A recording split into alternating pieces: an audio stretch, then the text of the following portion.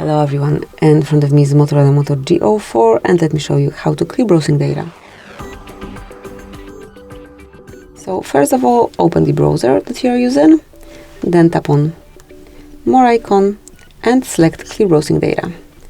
Here mark More options and now you can customize it clearly. So for example, if you wish to remove everything like saved passwords, autofill from data, site settings along with cached images and files, cooking and site data and also browsing history, just mark everything. If you want to stay with passwords, just unmark it, then select the time range and choose the period of time from which you want to remove it. So it can be past 15 minutes, hour, day, 7 days, 4 weeks, or all time, however you prefer, and tap on Clear Data. And that's it, that will be all. So thank you for watching. Please subscribe our channel and leave the thumbs up.